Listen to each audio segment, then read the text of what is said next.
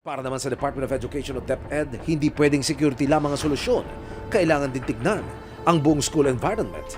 Mula sa security, mental health support, hanggang sa pag-uugnayan ng paaralan, pamilya at komunidad.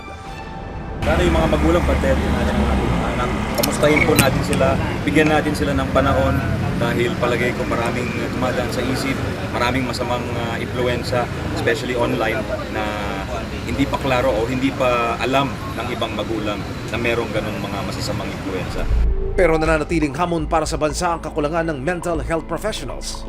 In terms of, well, actually it's not just government, pero in terms of the Philippines, in terms of numbers pa lang, kulang na kulang tayo sa mental health professionals.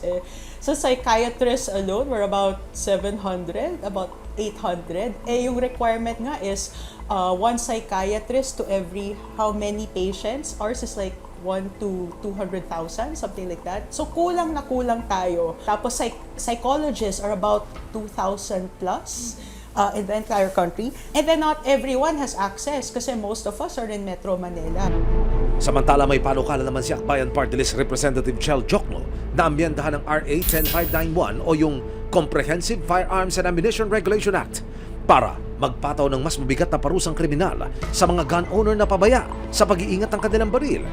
Sa palagay ko, kailangan amyendahan yung batas sa pamamagitan ng paghihigpit nung storage, safety storage rules na nakasaad sa batas. Siguro maaaring magkaroon sila ng from time to time inspection kung compliant ba ang isang gun owner dun sa proper way of storage ng kanyang mga firearms. At siguro mas maganda din na mas malinaw yung pananagutan ng isang firearm owner kapag nagkaroon ng access ang isang bata doon sa kanyang baril. Ayon kay Jokno, may legal gap sa RA 10591 kung sadyang pinahintulutan ng gun owner ang paggamit ng baril sa krimen, may kakulan itong parusa. Pero kung dahil sa kapabayaan sa pag-iingat o negligence, administrative sanctions lang di umano ang pwedeng harapin. Kaya panukala ni Jokno, magkaroon din ng mas mabigat na parusang kriminal para sa mga gun owner na pabaya sa pag-iingat ng kanilang baril, lalo na kung nakuha ito ng minor de edad at nagamit sa krimen. Hindi din kasi basta-basta yung makapag-possess ka ng baril eh. Dapat talaga pag meron ka niyan, doble ingat ka talaga kasi hindi mo alam kung sino ang posibleng makahawak niyan, makakita, lalo na pag bata or minor. Kung may kakulangan sa batas ang pagsusulong ng mga bagong panukala ang nakikitang solusyon ni Jokno, kaya naman itinutulak na sa Kongreso ang House Bill 10058 o Child Safety Against Gun Violence Act. Layo nitong palakasin ang proteksyon sa mga bata, kabilang ang gun-free zones sa paligid ng mga paaralan, mahigpit na pagbabawal sa paghawak ng baril ng mga minor de edad at paglikha ng school safety committees sa bawat eskwelahan. Ayon sa isang eksperto, hindi palaging ang impluwensya ng mararakas ng online games ang ugat ng problema.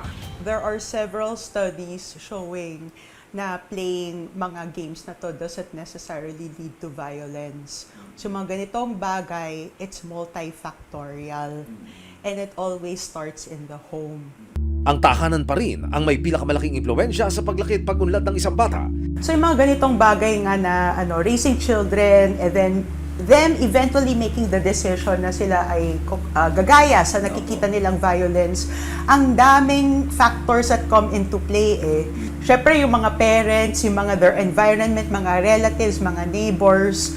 So ano yung nakikita nila, tapos kung natotolerate yung behavior. Kung tutuusin, ang baril ay sandata laban sa anumang banta, kaya hindi ito dapat ang maging sanhi para malagay naman sa peligro ang kahit na sinong miyembro ng pamilya.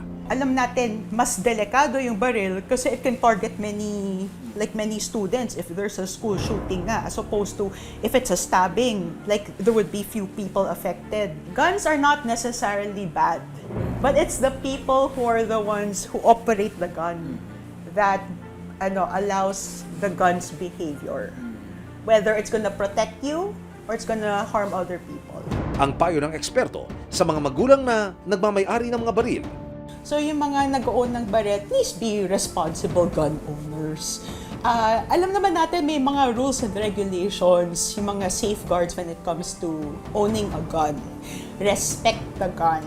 And then you show your children that you respect the gun. Do not regard yung gun as something to show off or you feel more entitled because you have a gun. Maraming salamat sa panonood. Mga kapuso, Para masundan ang mga reklamong nasolusyonan ng resibo, mag-subscribe lamang sa GMA Public Affairs YouTube channel